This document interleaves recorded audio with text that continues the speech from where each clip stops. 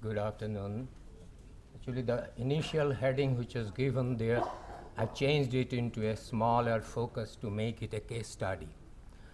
Not talking about a big Himalaya, but about a particular project and how it functioned. It is more a chronological history of a difficult project, how it started, and it got bogged down into controversies and now slogging for the last 7 years. The project, which was the tunnel which was to be completed in 2006, the TBM could only excavate 4 kilometers of the length, and then another 5 kilometers TBM is still struck. Let me follow the chronology of it. The headrest tunnel, which is a part of the Parbati stage 2, it was put into a lot PB2, that is Parbati II contract, which is the main feature of the Parbati II project, and it also fits the downstream Parbati III. HRT has a 6-meter fetish diameter. All this data is, it will be good when you read this slide. I think I should not, because time will be the constraint. Only thing, a part of it, from the RD 10,000 to RD 19,000, we decided to do it a TBM under compulsion. The compulsion was the forest and environment clearance of building additional added to get another opening. If I want to break the 9 kilometers of tunnel to the 4 and 4, we did not get the permission for building the road. So we decided to venture out the TBM after our sad experience of Abdul Hoste, where the TBM got buried. And naturally, many of us were reluctant to try our hand again. In Parbati, it was being built by the French contractor, I think Domage and Surya, somebody who at the opportune moment could desert the site in India. In India, you may be knowing that deserting the site is very easy. Contractor Himachal JV was notified the award in 2002. May 2004, TBM walked through the adit towards the starting chamber. TBM test carried in May 2004. TBM starts its excavation. This was an old machine, a machine which was sketch I have just borrowed from somebody. This shows that this was an open TBM with all its, it was built by Atlas Copco, and then I think Robbins took over the company, and this change going on.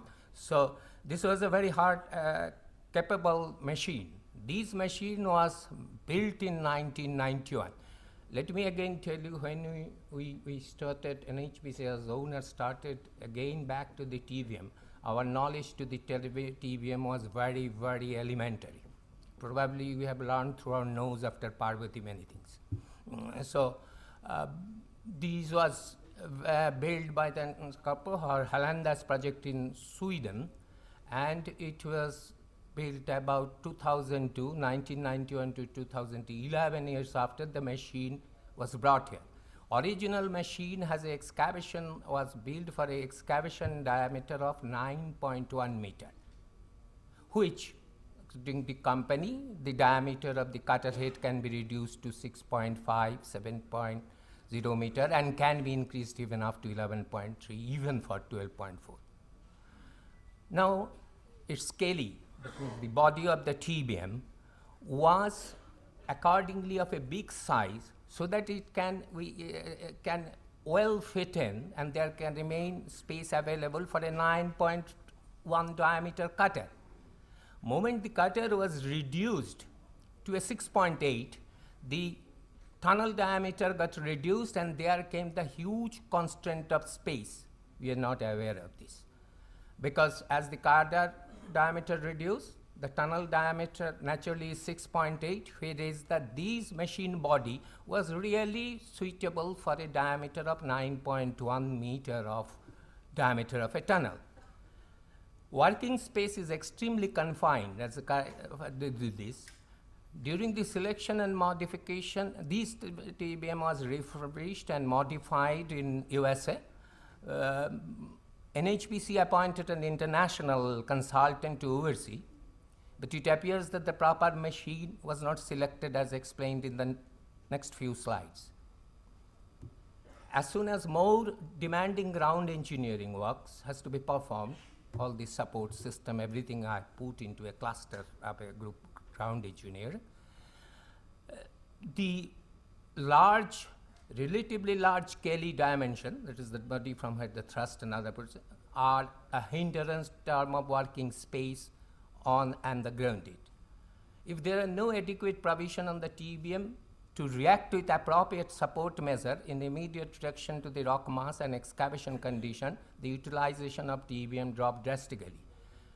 Let me tell you the contract agreement to us, the main contractor, which was an Indian contractor, AJV, along with specialist subcontractor, will select the machine, buy the machine and bring at their responsibility. Our consultant will only examine where it is refurbished, whether this TBM is suitable or not.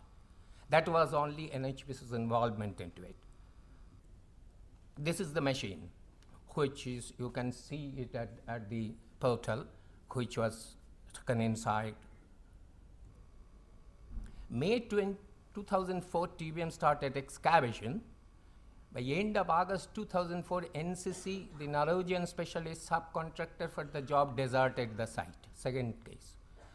Only after doing 200 meters of excavation. Subsequently, Robbins USA agreed to assist AJV, the main contractor in TBM operation, and later stage took over excavation job as a subcontractor. During excavation, Robbins introduced a modified support system where they were not, even the other conventional support was not able to put. What support we will talk later on, and tried to somehow take care of the immediate support as the TBM proceed. Shortcut application in the primary section, which is L1 section, was not possible because of the machine's limitation. In order to reduce the necessity of frequent shortcutting of the area, Robbins introduced what Robbins did, because shortcutting and meshing putting was not possible, wire mesh putting, and then they put a channel. I will show the photograph later on. This method intended to avoid displacement of block in hard and competent rock mass. This is, you can see the slates which was of the McNally support, and you can see the rock block which is loosely supported over. This was not an ideal condition, but the stabilization, pre-stabilization of rock before excavation was not being done, as the grouting provisions and even the drilling and probing divisions was not available really. This is the channel which I am talking. This was supporting the rock through an wire mesh and then rock bolts, which the Robbins developed, which was not into the specification. Absence of pre-treatment and shortcutting led frequent use of steel reefs. Once you start using steel reef into the TBM, your progress and everything gets really disturbed. And this McNally slut, which we can see at the steel bars, which you can see at the back, these were trying to take care of absence of pre-grouting, absence of shortcutting, and absence of other support system. The geology of the excavations zone, which during from May 2005 to November 2006, mainly 3 different rock categories were faced. Bandel granite over a length of 3445 meter, Manikaran quartzite over a length of 571 meter, and in between talc chloride schist with Bandel granite section with totally 40 meter length, sorry.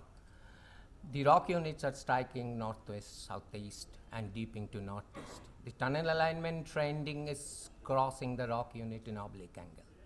As there was no adequate provision on TBM to react with appropriate support measures, in immediate reaction to the rock mass and excavation condition, the utilization of TBM dropped drastically. Average daily productions was 4.6 meter. Extreme low performance in the abrasive rock, even abrasive rock, where support was not problem, the average performance was less than 5 meter. Best day 32.5 meter. Best week 163 meter, and best month was 525 meter against month. Whereas contract commitment was around 400 meter per month. This was the best month. Frequent stoppage and long interruption due to insufficient measure for appropriate rock support application and proper ground engineering. This is the monthly progress. You can see that it rarely cost 200 and even 100, and at 1 month only it reached to 525 meter. Then came the most devastating problem. On November 2006, at RD 4057, some routine percussion probe hole were drilled. Out of these holes, first hole brought water and slush, about 120 cubic meter, and silt accumulated in TBM area, anticipating weak zone with water in front area. A 2 meter long cross interception hole was drilled with a core drilling machine in vicinity of first hole. Silted water under high pressure and discharge came out. After 8 years, situation went out of control. Discharge increased to 2500 liter per minute and later to 7000 liter per minute. So huge, flooded, along with silt and sand. Silt and sand buried the TBM partly and accumulate up to RD 2700. The phase was at 4000. It went up to about 1300 meter with a volume of about 7000 meter cube. Obviously, the contractual dispute and other things started. However, in March 2007, the silt removal was completed and machine was ready for some modification and proper ground engineering support provision to continue further excavation. You can see the amount of water and the sunshine is bringing. And the silt continued to come, it's unmanageable. And you can see the silt getting accumulated through the pipe through which it is coming. It is only the single big pipe of 75 mm which did the total devastation. The machine is almost buried. You can see the silt and the slush accumulated around it. As the time passed, the silt got replaced by the clean water only was coming. The quantity was also reduced. By January 2007, the flow of material diminished and silt removal from the tunnel was completed by March. Investigation by geophysical method indicated presence of zone with weak rock and surcharge data ahead. Now, the balance 5000 meter is to be done in a Manikaran quartzite, and it has been our experience that quartzite, Manikaran and Himalaya stores quite a quantity of water. In the balance of 5000 meter length to be excavated, aerial photography and satellite imagery indicated that Manikaran quartzite unit likely traversed by a number of lineament which represent major joints and fracture zone and may act as a pathway of water seepage during excavation.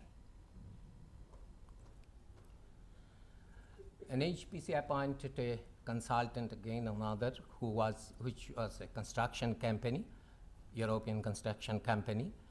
They did give certain modification under the given situation, and organization, after weighing pros and cons, decided to do the following changes. Installation of Robbins cutter head system, because The Atlas cutter head system being centrally supported, it has a tendency to wobble. Robbins cutter head has also a support at the bottom and much more stable in excavation. Replacement of existing probe drillings, there was only 2 fixed probe drilling. So you require to probe around at least 150 or 60 degree to find out. So it was replacement of existing probe drilling system by an arch type position device. Suction pipe, which was generally at the site was brought into the center so that the probe drill hole can move into it. Installation of advanced McNally roof supporting system was installed, which you can see those steel slat giving. All this modification was done in 2010 and 11. From that to 2006 to 2010-11, machine had done no excavation. Its accessibility was difficult and it was just standing still. Now, as per updated geological forecast, about 8 number of weak zone oblique shear zone surcharged with water is expected in the balance portion. After 5 and 6 years of almost no activity, it was decided to terminate the old contract but award a new contract with same technical specification and ground engineering requirement. It is true, as per a government contract, even if you know that the machine has deficiency and once you have allowed it, it is almost impossible to ask for a new machine and abandon the old machine. So it is true that organization could not have asked for a new machine with required specification, but could have suitably modified the specification and item as per the requirement of ground engineering. But because by that time, ground engineering is much more visible what is expected in front. Next slide shows the geological sections. These are the anticipated lineament or weak zones which are, and that excavation machine is standing there at the end. And it is just now trying to cross that small kind of fracture zone, and these zones will be waiting for it to cover. This is the situation which I am talking of September, October 2013. Latest progress I do not know. In a word ground engineering, as I have used here, it has included everything, support and everything. I will now run through. No. The shortcomings just did not at the and the absence of skill to occur was not available at the site. All the failure, actually, if we look to the TBM failure in Himalaya which has taken place, it has, one of the main reasons has been inadequate ground engineering provisions and execution. It is often stated that item rate contract cannot take care of these geological uncertainties. It is not true. Still, even an item rate contract, it can make an arrangement if they want to. Geological certainties. If you are digging a tunnel of 7-8 kilometers in a depth with a 300-400 millimeter, it is surely that there will be a shear zone, there will be water. So these are not geological uncertainties. These are geological certainties. Only we put it as a geological uncertainties because we do not know how to treat it, and that's the paradox. We don't know where and when and how much it will come, so we put it into geological uncertainty. Such as this advanced probing, that investigation, advanced investigation, pre-drainage, all these things, and the zone could be provided suitably into it. To take care of the geological ground engineering friendly TBM, which we say as a ground engineering TBM, at least TBM may at least be maybe thought of, maybe imagined that having an increase the cutter head torque to equivalent to the level of EPB type PBM, design and maintain auxiliary, design of main auxiliary thrust with capacity well above the normal standard, design the shield cylinder shaped with conical geometry with a very small change of dimension, fitting of cutter head with overcutting and overboring tool, fitting the TBM with drilling capability to perform through the shield. This is more expectations, really. Conclusion, Parbati II HRT excavation by TBM has following shortcomings. TBM machine, though powerful, had inherent limitation for difficult ground. Importance of ground engineering in the excavation by the TBM has not been appreciated. TBM in Himalaya, in general, success or failure will largely depend upon appreciation and evaluation of ground engineering requirement, not so much on TBM capability to excavate first, but its ability to attain the requirement of ground engineering and also improvement of other design criteria of the machine. Specialist personnel with adequate experience tunneling operation and familiar with machine backup equipment, etc. is required. Thank you.